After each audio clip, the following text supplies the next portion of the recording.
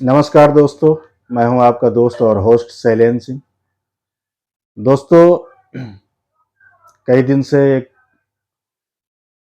Video बनाने की बात चल रही थी, आपसे कुछ नॉलेज साझा करने की बात चल रही थी, लेकिन किसी कारणवश वो समझो कि मेरा गला ठीक नहीं था या मैं स्वस्थ नहीं था, इस कारण से वीडियो नहीं डाल पाए। आज ये एक वीडियो बना रहे हैं। वीडियो इस बात पर है कि ऐसे लोग जो चश्मे पर निर्भर हो गए हैं, जिनकी आयु तो ज़्यादा नहीं है, पर कम आयु पे ही पावर के चश्मे लगने लगे। माइनस के चश्मे ऐसे मोटे मोटे शीशे के, उनको देखकर देखने वाला कहने लगे कि अरे भाई, आपका तो बड़ा हाई पावर है।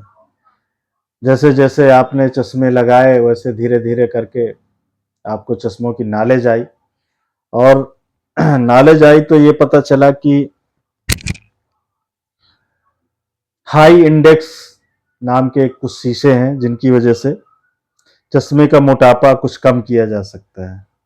फिर भी उनसे दिल न भरा, तो आपने सोचा कि सुना कि चश्मे हटाए जाते हैं, कितना भी पावर हो चश्मे हटाए जा सकते हैं।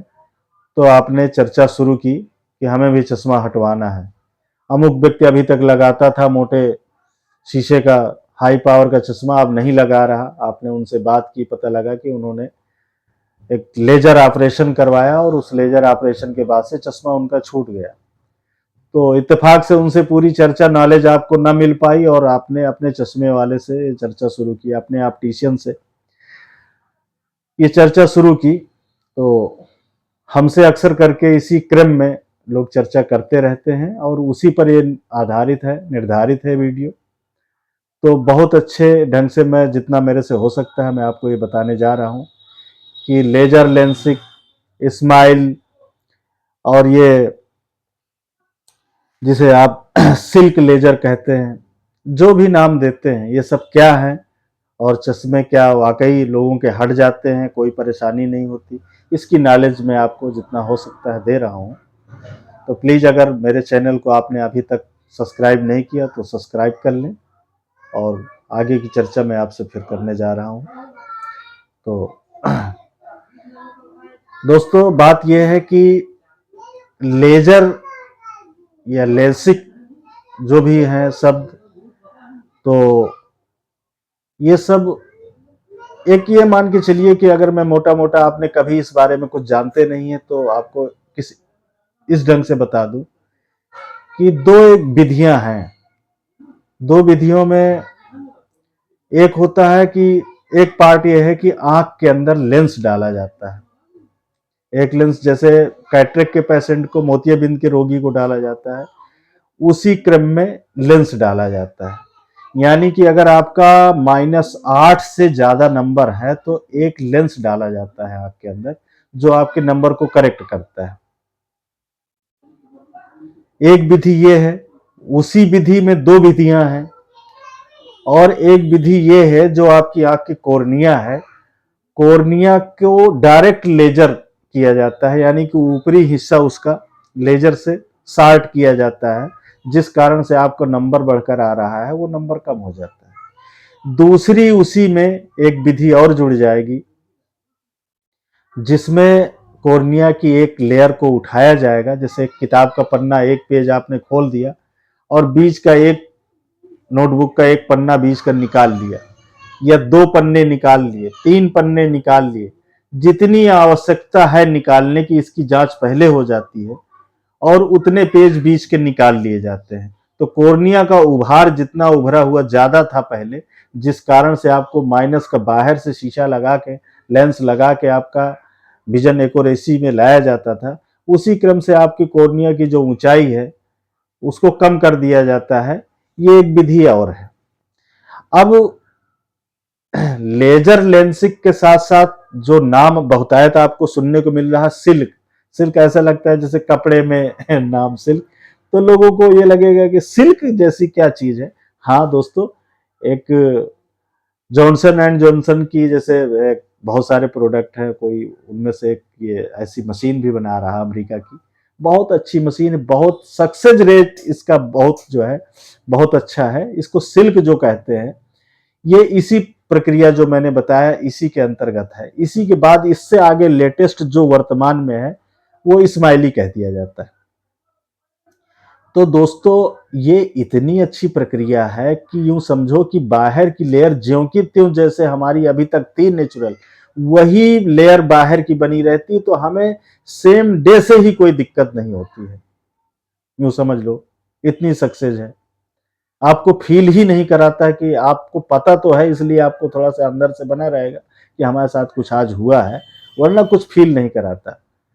और यूं समझिए कोई साइड इफेक्ट ज्यादा कुछ नहीं है। ऐसे पहले क्या है, ड्राई आई के साइड इफेक्ट के रूप में आता था कि आंख आपको सूखी सूखी सी लगती थी कि हमारी आंख सूखी सूखी है। तो यूं समझ लीजिए कि ना कुछ इसमें साइड इफेक्ट है, बहुत ही अच्छी सक्सेस रेट है। और अब अगर मैं आपसे बात करूं कि खर्च क्या आता है इसमें, तो खर्च दोस्तों चूंकि ये लेटेस्ट मशीनें हैं और हर जगह होता नहीं है। अगर बात करें कि कहीं सरकार की तरफ से सरकारी अस्पतालों में क्या है इसकी सुविधा, इसकी भी बात अगर करें तो मुझे लगता है एम्स के अलावा शायद इसका कहीं कोई और है नहीं इतना, मतलब जो है, इसलिए प्राइवेट ही जगहों में आपको जाना पड़ेगा। और इसका प्राइवेट जगहों में अनुमानित खर्च 95 से लेके 1 लाख रुपए के बीच में ही है, कम ज्यादा। ठीक है। अब कुछ लोगों के सवाल ये रह जाते हैं कि हमारे पास गवर्नमेंट ने हमको एक आयुष्मान कार्ड दे रखा है, तो क्या इस आयुष्मान कार्ड का क्या होगा, इससे क्या हमको कोई लाभ मिल पाएगा? तो नहीं दोस्तों, स्पष्ट मैं बता दे रहा हूं जो मुझे नॉलेज में है कि आयुष्मान कार्ड जो है आपको इमरजेंसी सुविधाएं तो देता है, खर्च भी उठाता है, लेकिन ऐसे खर्च जो कॉस्मेटिक हैं, जैसे आप प्लास्टिक सर्जरी करवाना चाहें या चश्मा हटवाना चाहें, इस तरीके की खर्चों में आयुष्मान कार्ड का जो है इस्तेमाल नहीं हो पाता है। ये सर्जरी कॉस्मेटिक सर्जरी के अंतर्गत आती है, इसलिए आयुष्मान कार्ड से आपको लाभ नहीं मिल पाएगा।